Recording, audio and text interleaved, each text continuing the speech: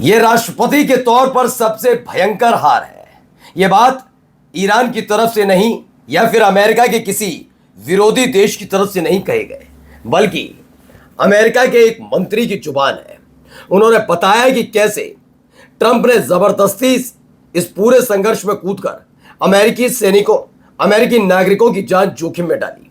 उन्होंने बताया कि इससे पहले भी राष्ट्रपति रह चुके हैं, लेकिन वो जानते थे नेतन्याहू की ये मांग गैर वाजिब है कि ईरान पर अटैक कर दिया जाए, लेकिन ट्रंप इसी नीति रीति और इसी सड़क के साथ है, इसीलिए उसने अटैक कर दिया। इस अटैक का खामियाजा अमेरिका को भुगतना पड़ा है। यही नहीं, एक के बाद एक अटैक की तस्वीरें दिखाऊंगा। बोरे में भरकर वापस आई है तेल अवीव किसकी? इजरायली सैनिकों की लाशें। एक के बाद एक अटैक, हिजबुल्लाह ने ड्रोन मार गिराए इजराइल के। और तो और खबर दिखाऊंगा आपको कि जिस तरह से दो शिप पर कब्जा कर लिया है ईरान ने, लेकिन अमेरिका को फर्क नहीं पड़ता। क्यों? अमेरिका इतना कमजोर है कि वो कुछ कह भी नहीं सकता और कर भी नहीं सकता। इन सब के बीच उसने कह दिया, ऐलान कर दिया कि जो दो शिप ईरान के कब्जे में गए हैं वो सीजफायर का उल्लंघन कतई नहीं है। इससे ज्यादा सरेंडर कोई देश कैसे हो सकता है? और खाता खुल गया, पहला टोल ईरान को मिल गया है जो स्ट्रेट ऑफ हॉर्मुज में उसने लगाया था। नमस्कार, मैं हूं प्राज्वल गौतम और आप देख रहे हैं टाइम्स एक्सप्रेस। सबसे पहले ये खबर देखिए, ये एक बयान है, इस बयान को जरा सुनिए क्या कह रहे हैं। It was reported that he had attempted this with previous administrations. During the Obama administration, where you're Secretary of State, did he make the same case? Yes. And what was the response at the time? No. And why was that? Why was that the response? I'm just Well, it was curious. the I assume response he's a because- persuasive individual. Yeah, I read the article that you're referring to, and the article made it clear that Prime Minister Netanyahu made his case, and they went around the room, people talked a little, but the military was quoted as saying there weren't a lot of questions asked. दरअसल ये America के पूर्व विदेश मंत्री हैं John Kerry. इनका खुलासा है कि नेतन्याहू ने ईरान युद्ध का प्रस्ताव हमें भी दिया था, हमारा जवाब था नहीं। रिजीम चेंज और जन विद्रोह की भविष्यवाणी गलत साबित हुई।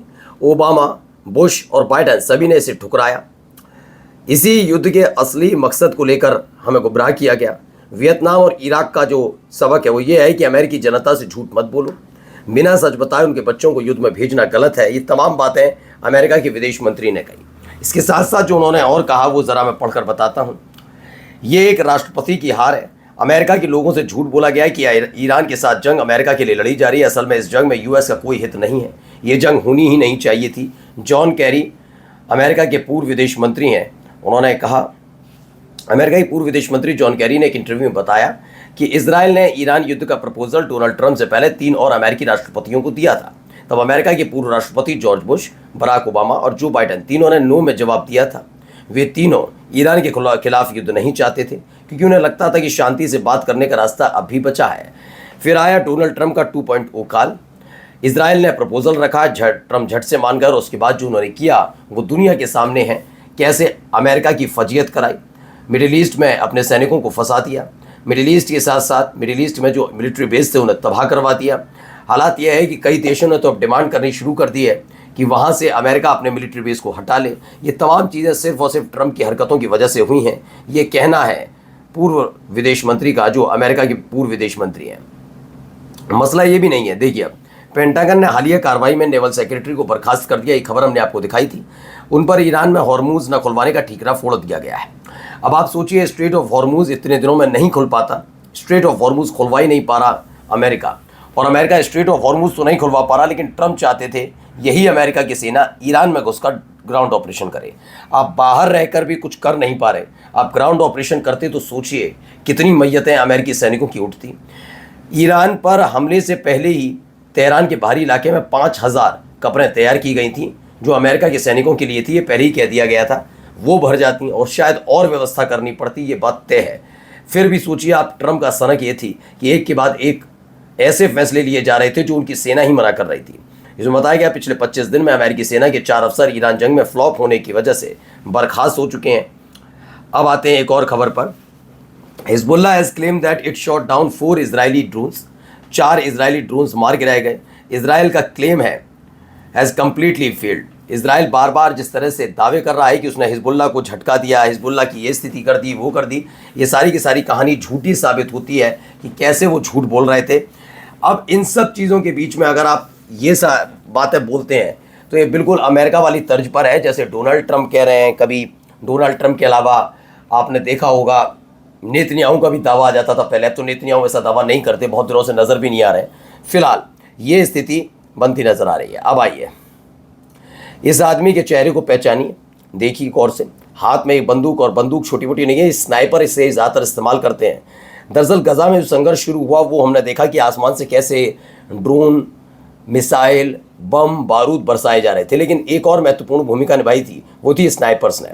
दरअसल इजराइल ने भी अपने स्नाइपर छोड़े थे, लेकिन जब हमास ने स्नाइपर्स अपने छोड़े पूरे गजा में तो इजराइल में हाहाकार मचा था। कई मातमी आवाज़ें सुनाई दी क्योंकि एक के बाद एक लाश उठ के जा रही थी।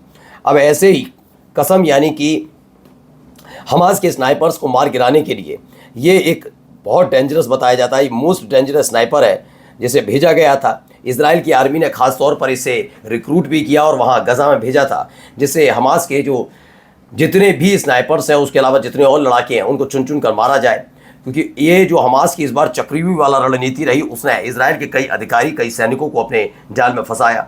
जब इस व्यक्ति को भेजा गया तो उसके बाद पूरा मामला उल्टा पड़ गया। But the mission was flipped, यानी कि मिशन उल्टा पड़ा और वो ही बलि का बकरा बन गया, वही शिकार बन गया। दावा है कि उसके सिर पर गोली लगी और वापस वो काले बोरे में बंद करके भेजा गया है। एक तरफ है स्ट्रेट ऑफ हॉर्मुज और एक और हॉर्मुज के अलावा एक और स्ट्रेट की बात होती है, बाब अल मंदेब स्ट्रेट। इसमें है कि सोमालिया ने बाब अल मंदेब से इजरायली जहाज़ों की आवाजाही पर प्रतिबंध लगा दिया है। यानी सोमालिया ने अब बाब अल मंदेब को लेकर ख़ास तौर पर इजराइल को झटका दिया, जहां अब इजराइल के जहाज़ों की आवाजाही पर पूरी तरह से रोक है। आने वाला वक्त बताएगा ये और कितना क्रिटिकल होगा, क्योंकि पहले से ही जो बाब अल मंदेब एक एंट्री गेट माना जाता है रेड सी के लिए, रेड सी में बाब अल मंदेब से होकर ही गुजरते हैं। अगर बाब अल मंदेब में घुसने के लिए आप प्रवेश कर रहे हैं, उसके बाद आप रेड सी में जाएंगे, तो इजराइल तो पहले से ही वहाँ पर प्रतिबंधित था। हूती इलाके वहाँ छोड़ते ही नहीं थे जहाज़ को, कई साल हो गए वहाँ नहीं जा पा रहा इजरायली जहाज़। अब देखिए जो 3 जहाज़ ईरान ने पकड़े हैं, 2 जहाज़, उसको देखकर अमेरिका का रुख देखिए और समझिए सरेंडर करना किसे कहते हैं। सुनिए। No, because these were not U.S. ships. These were not Israeli ships. These were 2 international vessels. And for the American media, who is sort of blowing this out of proportion to discredit the president's facts that he has completely obliterated Iran's conventional navy, these 2 ships were taken by speedy gunboats. Iran has gone from having the most lethal navy in the Middle East to now act. तो ये Iran द्वारा straight of Hormuz में 2 जहाज़ों को कब्जे में लेने पर व्हाइट हाउस की प्रेस सचिव है कैरोलिन लेविट, उन्होंने कहा है कि राष्ट्रपति ट्रंप ईरान द्वारा ये 2 जहाज़ जो फ्रांसिका है और एपा मिनाउंदस है को कब्जे में लेने को सीज फायर का उल्लंघन नहीं मानते। उनका कहना है कि जहाज़ ना तो अमेरिकी थे ना इजरायली। ऐसी कार्रवाई पायरेसी की श्रेणी में आती है, यानी इसे पूरी तरह पल्ला झाड़ लिया। और खबर ईरान से निकली। ईरान के डिप्यूटी पार्लियामेंट स्पीकर के मुताबिक ईरान को जो स्ट्रेट ऑफ हॉर्मुज में लगाया था टोल, उसका पहला रिसीव हो गई, फर्स्ट रेवेन्यू मिल गया है, जिसके ज़रिए एक जहाज़ की तरफ से उसको पैसा ऑफर किया गया। उन्होंने पैसा लिया और उसे जाने दिया। नमस्कार।